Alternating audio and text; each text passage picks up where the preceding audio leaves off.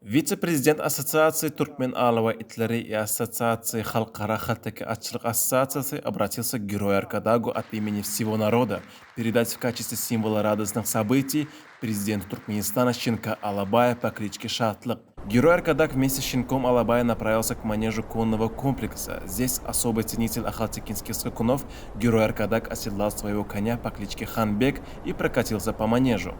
В этот момент Шаатлык, не отставая от героя Аркадага, следовал за конем.